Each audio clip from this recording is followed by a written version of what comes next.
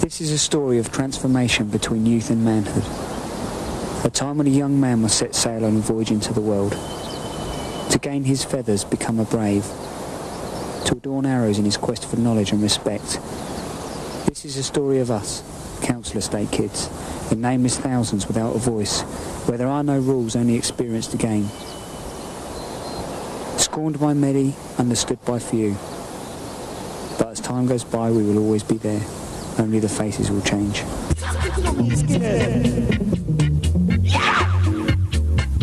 Everybody now, sing me a song. Go like this.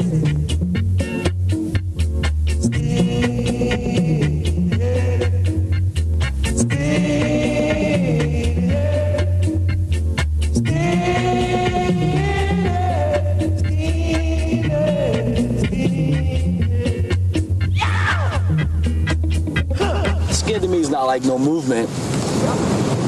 That's the last thing it is. To me, it's a way of life, man. It's a culture that I live by. It's about having pride in the way I look. It's about working for my living, earning everything I get.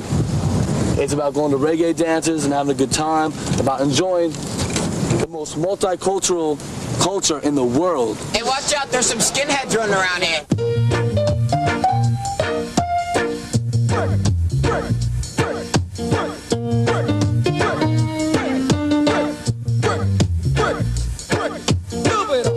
With white people, if they've got a problem about skinheads, I just think, well, you haven't got a clue, mate. Do you know what I mean? You just haven't got a clue, really. You haven't looked into it at all. Do you know what I mean? It's as simple as that. There's a lot of different things. It's all right to dance skinhead, sort of thing, but it's not right to be a skinhead. When people ask me what a skinhead is, I tell them, you know, a skinhead is a working class guy or a girl. You know, a skinhead is someone who stands up for what he believes in and what she believes in. The first thing to say, like, unfortunately, is, but I'm not what you think a skinhead is, which is like a Nazi or, you know, someone with a shaved hair. And people quite often are like, you know, how can you be a skinhead? You know, you don't have short hair. And I was like, well, that's not really what it was about. Ask two skinheads what skinhead is about, you'll probably get 3 different answers, you know. Skinhead is about like brotherhood, and it's about like it's just like a way of life and everything. It's like you like stand for yourself and like your friends, and like you don't take any like slack from people or anything. Well, a skinhead, to me, is somebody who's got a lot of pride, is very strong, but also very lost. You know, when I look at them now, I mean, we were all lost kids, you know, and a skinhead is in the heart. A lot of people don't understand anyways. They think, oh, no, you got short hair, that's it, you know, you're white, you're a Nazi, you know, you're racist, you know, you don't like me because of my color. And then you try to explain, and they're like, they still don't understand.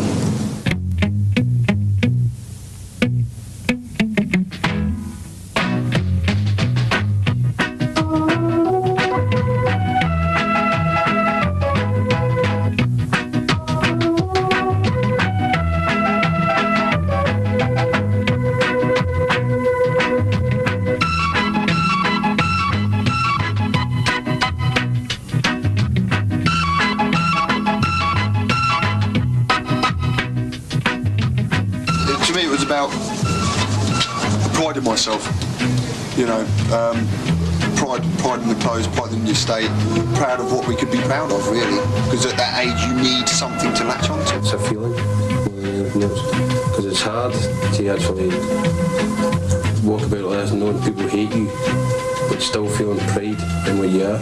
Well, I'd probably say it's like just believing in what you want to believe. Don't like take notice of everyone else. Don't go with the crowd. Don't be a sheep. Just like listen to what you want to do.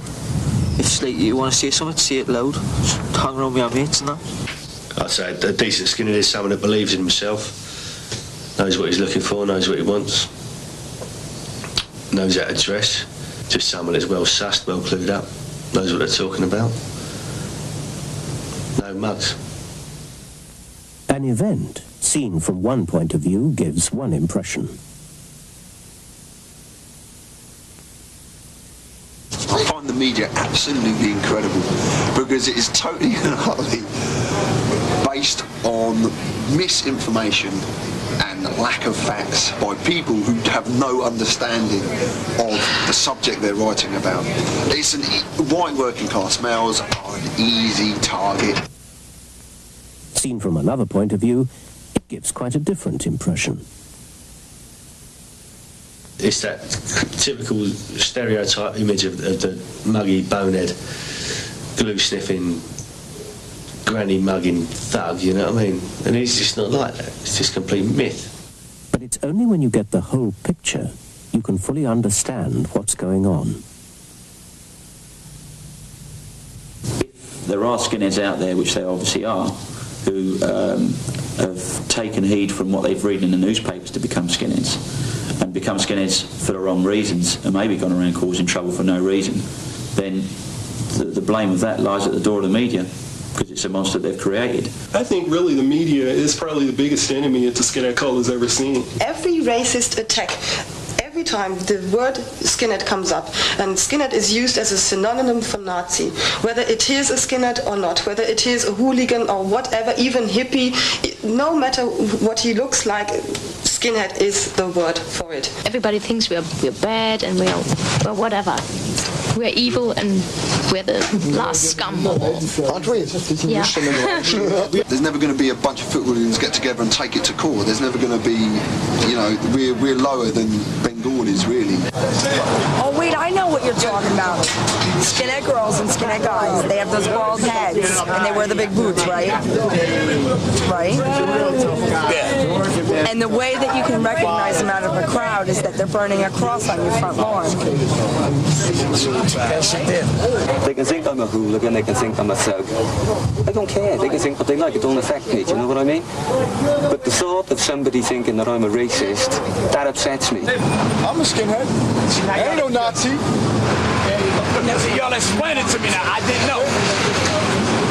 didn't know. You're just living an easy life by scapegoating all the skinheads, and then you can say, by looking into the mirror, well, I am not a racist because I don't have cropped hair. Skinhead, being crucified for the sins of others.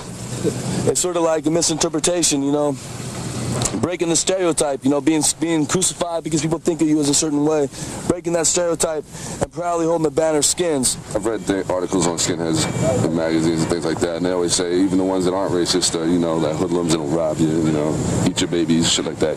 One law for them, another one for us, which I think is like the skinhead logo. One law for them, one law for them, one law for them, another law for us. One law for them, one law for them, one law for them, another law for us.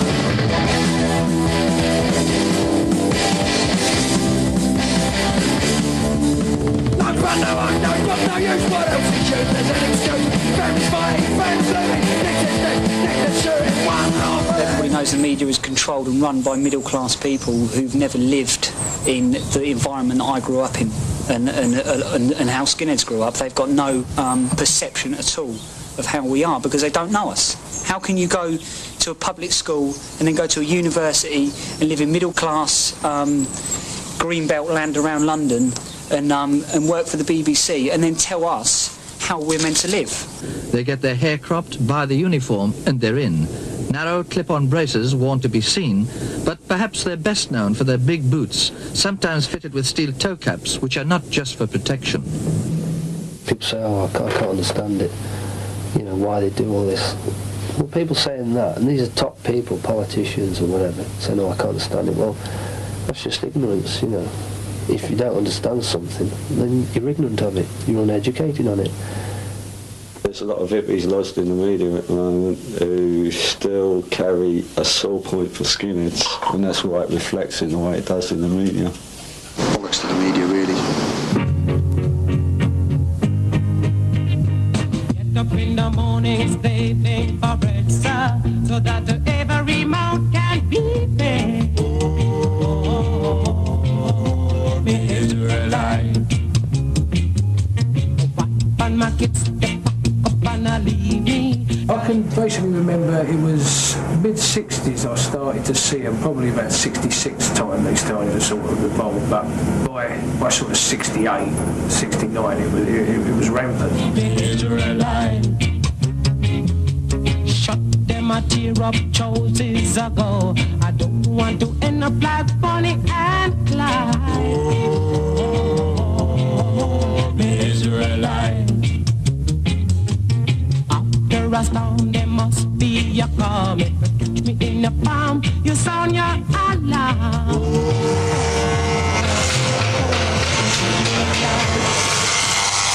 You can't really explain it unless you've done it. It was just one of those magic feelings. Well, the first time I got my hair cut, I had a hat on, I took it off and they just stood on the floor laughing. So I was a bit gutted because they used to call me Gonzo and the big nose. It just made me look even bigger. I used to have long hair and that, and then I wasn't allowed to have my hair the way I wanted it and that. So I shaved it all off and I got hassled even more. My dad punched me in the face, and my mum quite liked it. You felt confident with yourself, but I mean, there's a lot of piss takers about it at the time. It's all, I'm in that playground chant, skinhead over there, what's it like to have no hair? It just felt good, you know, it still feels good, you know, to like crop my hair and lace up a pair of ducks. I love it, you know. When I first shaved my head, it was like, I bicked it, you know, I like shaved it completely bald. So it was really good.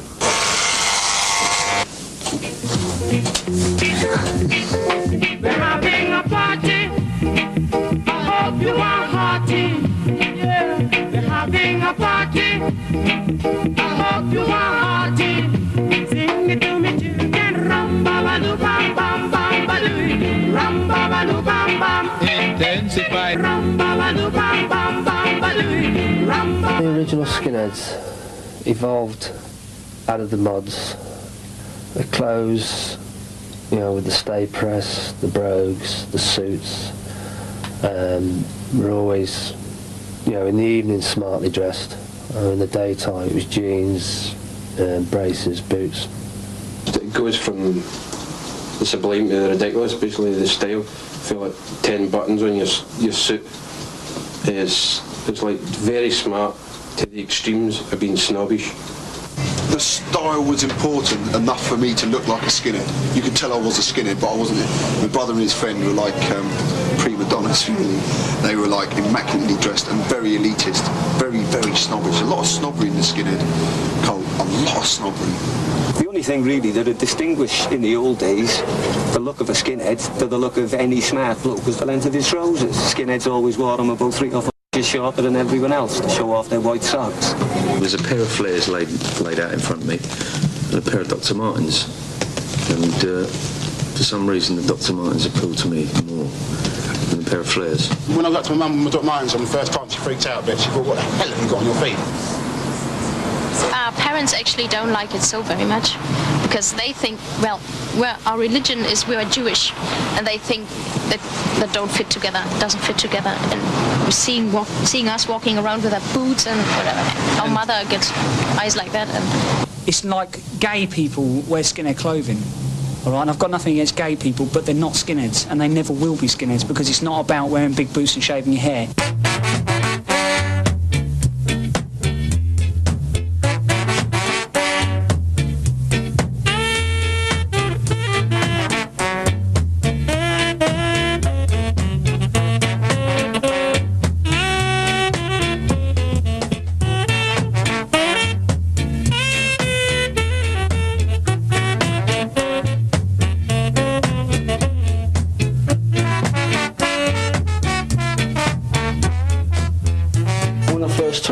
All the old Skinners were giving me their stuff, and I was a real class gear at that time. When you was going through 77, you couldn't get sod all. You know, the army lightweights, Arrington jacket, Fred Perry t-shirts. I mean, those were the things that you could pick up in the shop. Didn't like when it kicked off with two-tone and what have you. You had a lot of gear that come out, but it come out labelled as mod wear. It's like you got this big thing nowadays about skinheads only wear Levi 501s. But originally, any pair of jeans that do, like, you wear Levi's, Wranglers, Lees, anything at all, like. Same with the shirts. People know, they say, oh, skinheads only wear Ben Shermans. Well, it's a load of rubbish, really. Like, originally, you wasn't even button-down shirts. It was just ordinary, plain, white work shirts. When I went to school, you had to wear a white shirt, so, Ben Sherman and a white Ben Sherman looked much better than those sort of white nylon ones. To be sort of trying to dress the original style. It looks an extreme look. When you see somebody with their boots, shaved head, and it's kind of hard to look nice and quiet. And you look nasty, whether you are or not.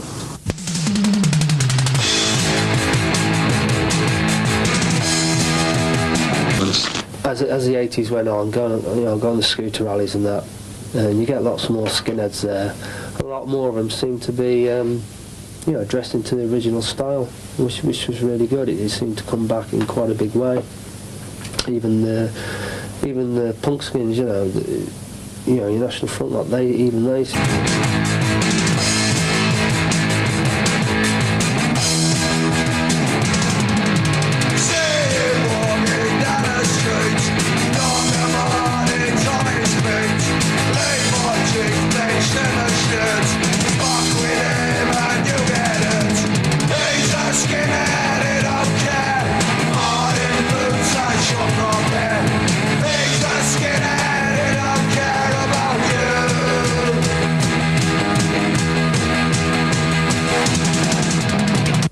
He was whistling when he strolled down to the Barking Road. The cosh felt comfortable against his flesh, his boots felt solid, secure on his feet. In a few minutes he would meet his mates, and soon they would be ready for an aggro. I mean, really, in my view, being a skinhead was all about violence, and that's it.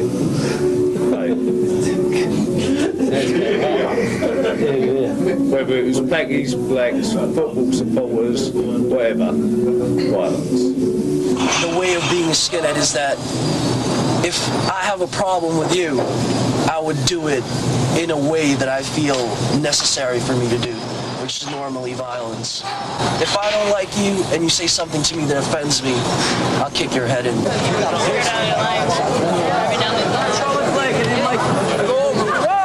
Oh shit!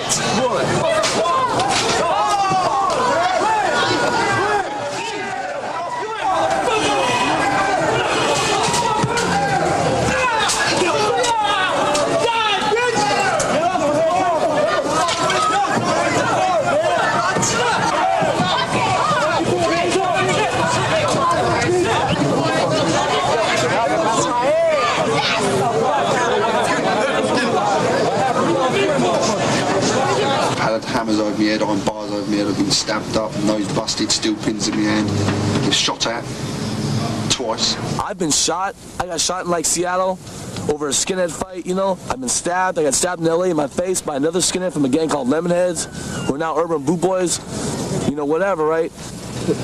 I've been in jail for like skinhead related shit. I've devoted my life to skinhead. I am not gonna leave it. Like one time I went to jail and it was all over the news, the media made a big thing there, 3 Nazi skins arrested and guns are found and all that, and then I got beaten by the whole unit, and I had stitches all over my face and stuff.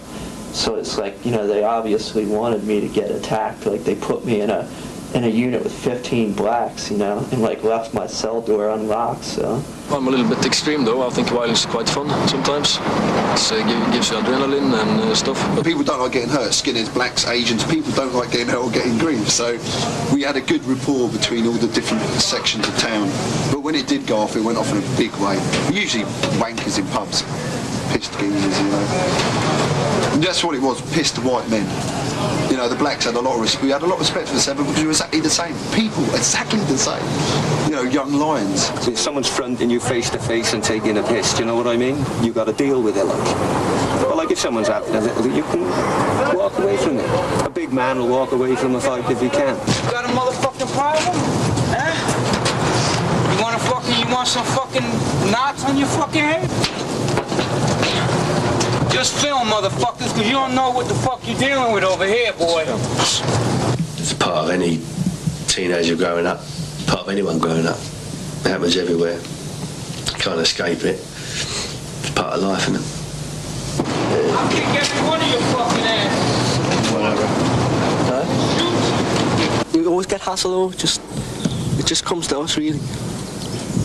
Well, every weekend is always a bit trouble. Good Fridays, battles down the fair. Every Good Friday when the fair opens again. Bit violence now and again. It's not just skinheads. It's a metalheads fight, hippies fight over pot, you know. Everyone fights and stuff. Just skinheads always tagged for it. I wouldn't doubt that violence is associated to skinheads, but that sometimes it's either justified or there is a reason for it. And I think there's a great difference between violence for a reason than mindless violence. Someone's gonna die tonight. Doing everything alright. The boys are out tonight.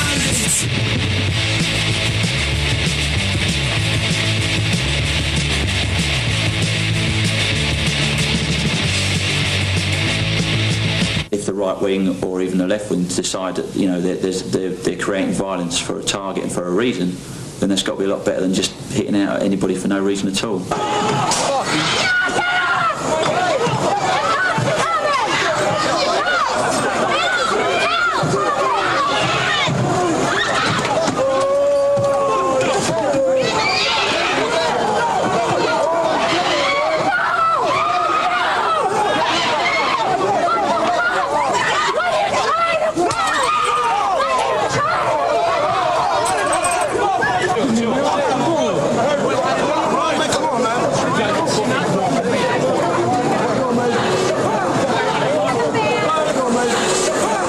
Exactly know what happened. All I know is that these people get beat up. It's fucking bullshit. If you're fighting for a reason, that's cool. But obviously this isn't a reason. Obviously not. When you got 20 on one, that's not a fucking reason. I'm from Milwaukee. The Brew City, BCS, in our town, it doesn't happen like this. For real. Trust me, if you want to have a fun time, skinheads together, Milwaukee. Milwaukee, fucking Wisconsin. I can't believe this shit. The whole fucking night. Well, I didn't become a Teddy Boys because, I just didn't like crackers. Skinheads was all about, everyone knew Skinheads didn't like crackers, and so I thought that's the one for me, I'm a Jackson Heights thug. I look for people to beat up for no reason after a while. Brooklyn, New York Skinheads, and Hawaii, hula hula. Harbour Skinheads, Wilmington, Carson, Long Beach. Uptown Boot Boys? Yeah. Well, it started in the dark days of '88. They listen to hip-hop music. A bunch of hoodlums. Well, the Brooklyn Oi Boys, we're stronger than ever. Most of us are dead or in jail. It's only if you're by yourself or somebody, they'll probably start on you. Like a couple of times we've had guys calling his name and says, right, come on, me and you square go. And once you say that, they just can't believe it, think, what's this Asian guy doing, turning around and want to fight me, So a fight starts off, and we all got thrown outside. And this one in particular, I seen him and I just went up to him, and inside he was really giving this aggressive look like this, and went up to him and said, and all of a sudden his face just changed. He had all these tattoos on his head and everything made in Britain, made in Scotland and all that. He had all these tattoos everywhere. And as soon as I went up to him, his face changed and he was nearly crying. Before I even hit him, he started crying, the guy did. He was on his knees, but, just beat him up and that was it, really. I wouldn't say it is a particular violent cult, but people have portrayed it that way, yes. And sort of the male going to the football, having a fight type thing. But for me personally, no. You have, as I said, such a lot of different kinds of skinheads who often don't like each other, and you have the Turks who don't like us at all. And there's a lot of violence. Hooligans. Sometimes you're just in the mood to beat someone or whatever. All this greasy, hippie stuff. If you go to a ska concert and it's hundreds of hippies and only 5 skins or what, you get angry.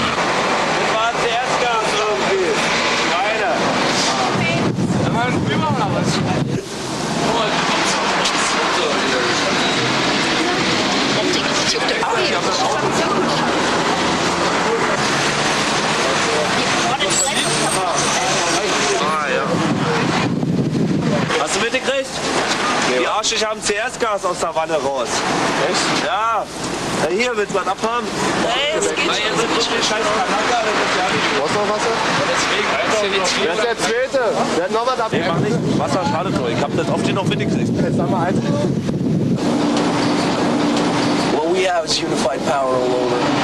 If one of our friends got hit, if anybody, even if I knew a person, just one person, and that person got hit, all the skins are going to have to fight out.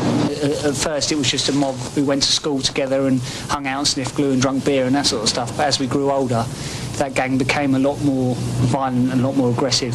We like to be remembered as the most violent Burmese skinheads. That's how we like to be remembered. No one else could be as violent as what we were. Lots of people, the only language they understand is violence. When it comes to a big guy who wants to fuck you up, you can't sit there and talk to him. He'll just laugh at you and you lose respect. Yeah? Violence is a way to get respect. I think violence is fucking stupid because one day maybe you get killed or maybe you kill someone and it's not good. And it's okay to fight when you win, but one day you can't win, you know, and then you get fucking beaten up really bad. And I think that's the day people realize violence is not fun. Stop your running about. It's time you straighten right out. Stop your running around, making trouble in town. Rudy, a message to you, Rudy, a message to you. It's like the same as any group. Do you know what I mean? You go and a lot of people. You got a fat one. You got a nutter. You've got a pisshead. You've got everybody. It's just exactly the same. Do you know what I mean? And if violence comes up, it's dealt with. Not by me. Do you know what I mean? Obviously. I'll let them do the fighting. I have to do my other type of fighting with all the other fucking people giving me abuse. Do you know what I mean? There are instances, yeah, where you might have to defend yourself and stick up for your mates and do what you have to do. But I think the movement generally be better off if more people thought, more with their brains and less with their boots. There's always going to be morons no matter what you're involved in. So some skinheads are going to be violent, but it's not part of the criteria for being a skinhead. I want all you skinheads to get up on your feet. Put your braces together and your boots on your feet. And give me some of that old moon stomping. Get ready. We got 3 million miles to reach on the moon. So let's start getting happy now. Ready? Yeah, yeah, yeah, yeah, yeah.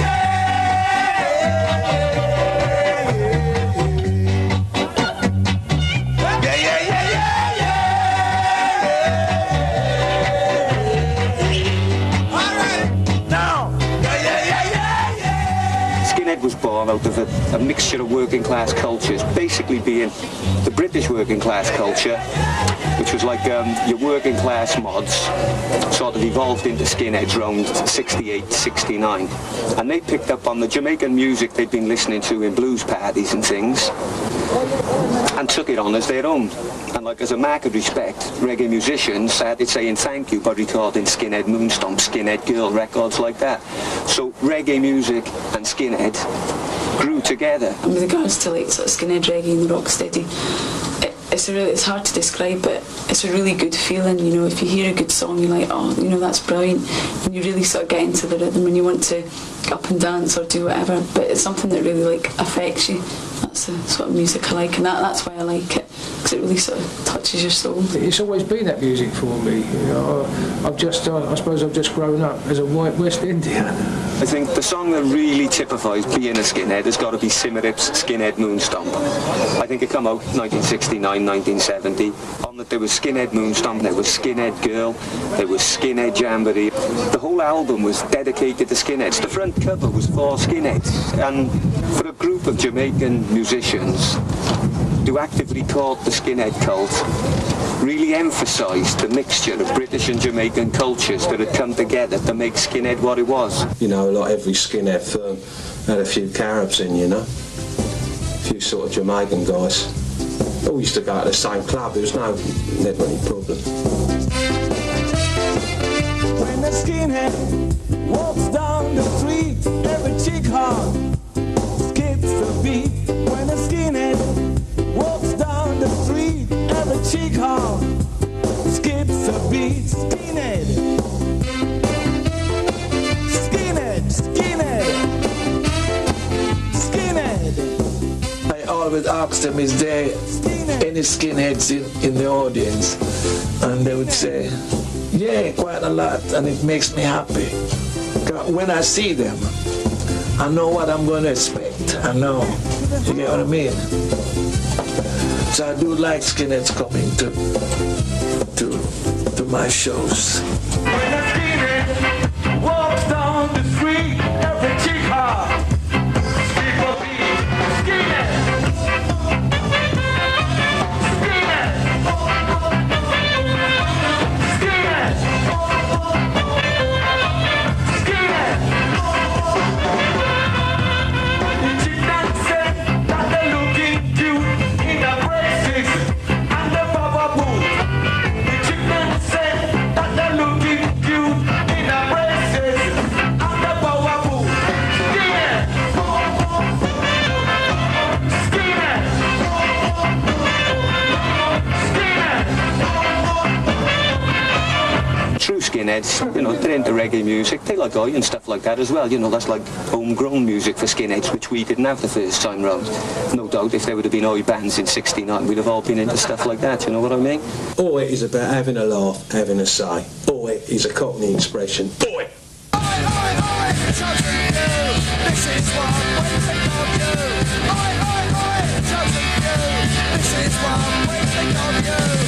Suburban rebels, man of race. You and me urban terrorists.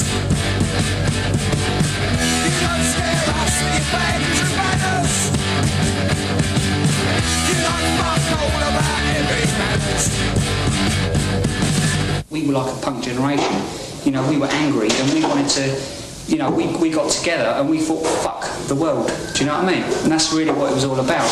And the sort of, the skinhead thing above anything is the only cult ever that's been true.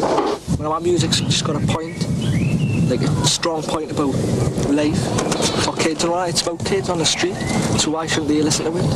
Now all the gangs about and all that, they're all just rave and rappers, it's just a load of crap. So the only thing with more of an attitude is that sort of believe in yourself, stand up for yourself, fight for yourself attitude. And as long as people have got the with not necessarily with society, but with the way they're told to do things, you're always going to have some form of Oi music. The only bad reputation Oi music has got, really, is because of the white noise bands, you know, the fascist punk bands. And they themselves don't call themselves Oi, they call themselves like nationalist rock or some sort of crap like that. But real Oi music, it's never had anything to do with, you know, fascist politics or anything like that. We never really associated ourselves with the Oi thing, although our music was very similar at the beginning to Oi and sort of skinhead kind of punk music, whatever. Skinheads in the papers, skinheads in the scumbo. Defenders from blacks with baseball bats, races and back in row. White dude picking up Nazi flags, white dude ready for war. This is the West, get used to it. We've got a swastika on the door.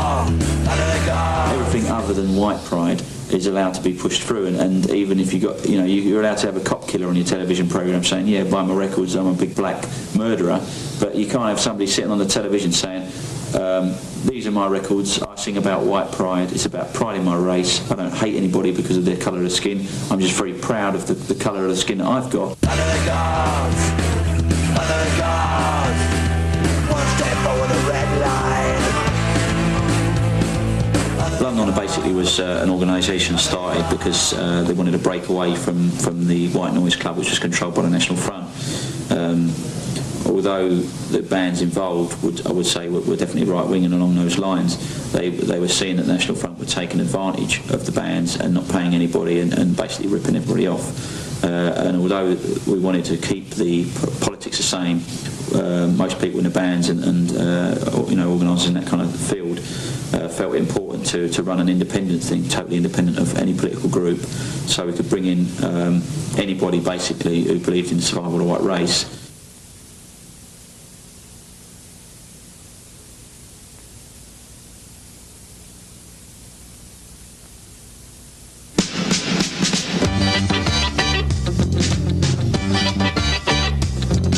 An earthquake is erupting, but not in Orange Street. A ghost dance is preparing. You You got to help us with your feet. If you're not in the mood to dance, step back with yourself a seat. This may not be uptown Jamaica, but we promise you a treat.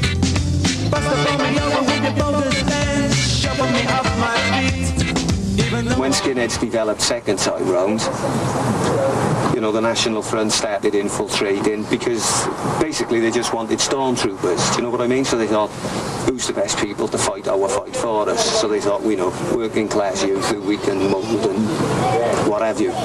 The skinhead way of life came to Germany as an already distorted kind of movement because at the time when it came to Germany, the National Front already had some sort of impact on the whole movement in England. So when it came to Germany, it was, as I said, distorted in some kind of way. And there were lots of people thinking that I'm right-wing, so I have to dress up like a skinhead. Skinheads in East Germany exist since about 86, something like that. But because there were no real connections to England, so we didn't have the background here. So most of them were of course, right-wing and just cut their hair and wore, well, we didn't have bomber jackets in East Germany, but, you know, some kind of boots and people who wore skinhead clothes, who were skinheads, were very angry. And so the extremes, they were easy targets. They're easy to pick up and say, you know, believe what we say and you'll be with us and you'll fight for us, and you would have done. And I walk down the street and I know everybody looking at me thinks Nazi scum. I mean, I know I'm not. My mates know I'm not. But to the normal Joe in the street, that's what I'm at. The minute they see skinheads, they go, oh, bloody Nazis. And that is wrong. And that is wrong. What, to me, you should say, oh, he's patriotic, he loves his country and that, and he's... Just a culture. It's, you know, it's a culture, it's a way of life. When you think of where you came from, it must fill your heart with pride. Skinhead comes from England, and these are the roots, and I believe in them. So I wear a gin and jack, and I believe in England and the skinhead roots, and so I wear this button. Praise the Lord, you was made in England. People harp on about, you know, the old days in the 60s and stuff like that with the reggae music and stuff. Even back then there were racist skinheads and all that sort of thing, but not so much maybe affiliated to political parties. But in the late 70s and 80s and as of now, I think that the connection is definitely there. If you know where your history comes from, which is a mixture of British and Jamaican working class cultures, how can you be a racist? By being racist, you're denying your heritage. When we used to go and see Bad Manners and Madness and stuff like that, and although even some of the bands that would have like black musicians and that sort of thing, there was never that two-tone thing being pushed down your throat, and the whole place was full of skinheads, and most of them were right-wing. I think a lot of people there just go along like you do to a football match and get tagged. You know, you see people go, hey, and you think, oh yeah, that looks good, without really knowing what you're doing. Politicians will go for the skinhead cult because of the passion involved in skinhead. So it's easy for an extreme party to grab hold of passionate kids and say, believe in us, and have passion, whether it be the Nazis, the lefties, the blooming ban the bombs, whoever it may be. I mean, I remember coming out of a Bad Manners gig in the Rainbow in North London, and there must be about 500 skinheads came out, and they all walked underneath this arch with Zeke Island and stuff, and a couple of blacks got beaten up and stuff. But there was a very high presence of right wing. There was never any suggestion of any left wing thing, even though the two-tone thing probably could be, you know, sort of traced back to the black and white business. But it's very difficult, you know, to do anything to promote racial harmony. I mean, we used to get a lot of stick for not really coming out with some sort of political agenda. But, you know, we used to just sort of talk to some of these people and try and turn them around or whatever, you know, or find out why they thought like that.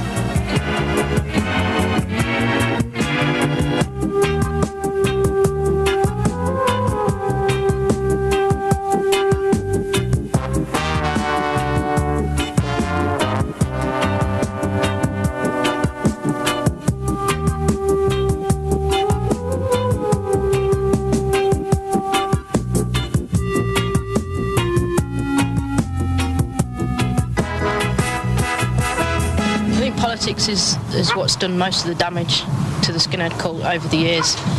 it's torn it completely in half. I mean, it's a personal thing.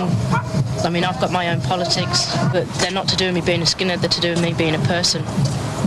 To me, it's obvious. It's not politics that have ruined the scene. It's the fascists have ruined the scene with their politics. There's no real contradiction, I don't think, in the fact that a skinhead can be white power. I think that the contradiction would be left-wing skinheads or black skinheads, because I don't see that they can be, really, because it's a white working class cult. What you get from black people is like an unnecessary grief, because you don't expect it, you don't need it, do you know what I mean? Because it's like, I am a black person, so just let me do what I've got to do, do you know what I mean? And let me get on with it, do you know what I mean? But they don't look at it like that, they look at it as like, you're a traitor. A lot of Nazis put you down because you're not white or whatever, and the skinheads came out from being, oh, it was a white, gang or whatever. It wasn't about that, though. Everyone said that, all the skinheads are Nazis and that, and there's no way we're Nazis. I mean, my father fought Nazis in the war. All our dads did. There's no way we're Nazis, but the Anti-Packy League was different. That doesn't make us Nazis. I'm English. I'm British, and I'm proud to be English and British. But I don't Nazis like because Nazis. we like our country, innit? Who's the best of Nazis? British movement. Pressure drop, oh pressure, oh yeah, pressure gonna drop on you. I said, pressure drop, oh pressure, oh yeah, pressure gonna drop on you. I said, and when it drops, oh you gotta feel it, oh what you were doing wrong. I said, and when it drops, oh you gotta feel it, oh what you were doing wrong. Both sides just want to use you, like either the far left or the far right just want to use skinheads as scapegoats for whatever, you know what I mean? Just like the Klan wanted to use skinheads to do their dirty work or whatever, then there's whatever else groups like the Anti-Nazi League want to use skinheads and everything. Most skinheads are right-wing, and possibly they don't choose to be right-wing, but they become skinheads, but they become right-wing because they're in a position to see things as other people don't. Rude boys stand and fight for the right to live in shanty town. Rude boys stand and fight for the right to live in shanty town. Jack, Lick, Diamond, fill out iron to your mother. Jack, Lick, Diamond. Skinheads Against Racial Prejudice started in '88 in New York. People didn't understand it, because in New York was weird times back then. It was really rough, even there were black Nazi skinheads, CHAP is not an organisation. CHAP is just a statement for expressing the way you feel. If you're a true skinhead who acknowledges your history, hates racism, is into your reggae music and stuff like that, wear a CHAP badge with pride. So Joe Public will see you with your badge on and think, oh, I got it wrong. Not all skinheads are racist. I think that the idea of SHAP was very important for the whole of Germany because it brought the idea it published the idea that not every skinhead has necessarily to be a racist. But the problem was that people believed that by putting a SHAP badge on the jacket, it was some sort of movement. He says that the SHAP often use their badge as kind of excuse. If they meet a Turkish gang on the street, they'll point on their badge and say, look, I'm not Nazi, I'm not fascist, I'm with you. And if boneheads come along, they see Kyle, go along like that, That's what he said. Well, we get attacks from both sides, from the sharps and even from the right wings too. So we actually really stand on our own. Norwegians, they don't like Nazis. Norway was occupied by the Nazis, and we feel that the Nazis should be kept away. So we made this sharp patch, and we told our friends that you put this on or you fuck off. But after a while, it started to get a lot of shit because a lot of people thought it was sort of a group fighting against fascism. At this point in the skinhead movement's history, I don't really see where it's needed, and I don't see why you should have to wear a sharp patch or anything like that to prove that you're not into it. The general public doesn't like us anyway, so why bother to impress them and stuff like that? I think it's a great shame that some skinheads seem to get into their heads that they have to always go around apologising almost fallen over themselves to say, look, we're not racist, without even considering what racism is and what being racist is about. The best development that I've seen in the cult today is the whole non-political movement.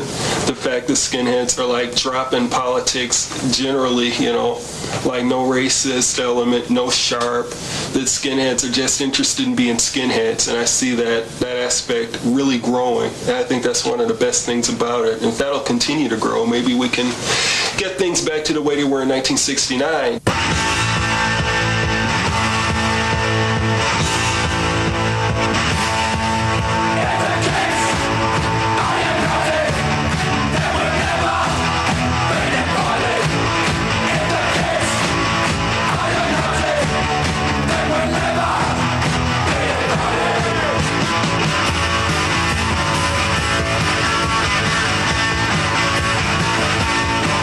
There are only a few skinheads in the world, you know? And I think we should just fucking get together, hang out, get rid of the politics. I would say to the Nazis to like just tell the fucking Ku Klux Klan or whoever hires them to be grunts to just drop them. You know, they could think for themselves. I'll welcome you as a brother, as long as you don't put your politics on to me. I suppose the best thing you could say is, if you ain't got the nerve to stand by your roots, maybe it's time you hung up your boots. Because you're young, sharp as a knife, you need that buzz to come alive. Out on the edge, out on the town, you ain't got time to settle down. You're always sure.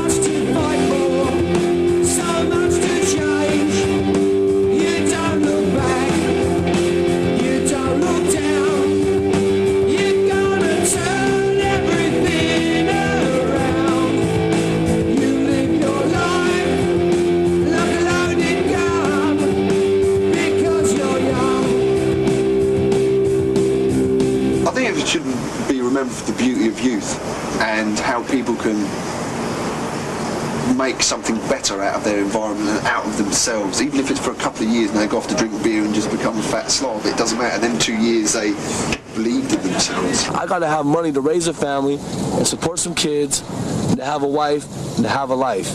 Other than that, I'm gonna end up in jail, I'm gonna end up dead. And within Portland, it'll be too easy to end up dead. I suppose the best memories are when I was a kid, when I was like 12, 13, 14, going up to youth clubs, you know what I mean? Dancing to reggae music. During the summer, going down the beach on a bank holiday with all the boys, like. It was just the fun of being a youth. That's really what being a skinhead was all about. I don't think skinheads will ever have to be remembered. They'll always be here, you know? Sort of part of the mainstream of society now. You know you're going to find a smiling face somewhere, almost anywhere in the world when you're skinhead, that's for sure. As long as you can find a real one out there, they'll give you a handshake and buy you a pint, and you'll do the same if you come to your town, you know? To remember it is basically a group of people that were interested in a way of dressing, a way of music, a way of life, and enjoyed themselves. I'd like to think that the cult would be remembered as a group of young people that took pride in themselves, took pride in the way they looked, and not the way it's obviously going to be remembered if it carries on the way it's going. It'd be nice for it to come back from the music and the clothes, leaving the politics well out. I think that skinheads should be remembered as the ultimate cult, the ultimate youth cult, and you know, I think that skinheads have far outlived their sell-by date as of, you know, printed by the authorities. You know, the crop stays with you 24 hours a day. The tattoos aren't going anywhere for the rest of my life, you know. I mean, it's something that, you know, it's not a uniform I put on, you know, just to hang out on the weekends with my friends at the mall or whatever. It's something I live. I think skinheads will be remembered by passion. It's about passion, and it's not about fashion. It's about a way of life, and it's about your armour. It's about your manhood. It's about your friends. You know, your whole environment. We're horrible kids, really. Do you know what I mean? We were horrible. I mean, we all said, oh, people picking us, but we were 20 of us were. Still, it's a way of life for people, and it wasn't a fashion as everyone hoped and thought it would be. It was a way of life. We'd live and die for Friday night, up to the pally and have a fight. Dance to reggae most of the night when we were skins. Above all this, our one big hope was pull a bird. Into a pub with big blokes, you know, being loud and out of order. We weren't angels at all. I don't think any other cult captures that feeling of rebellion and that feeling of strength, of comradeship as being a skinhead. The reason why it was so feared is because it was just so true. Because people couldn't accept that it was just such a... Grow. And if you were lucky, she'd take your own when we were skins.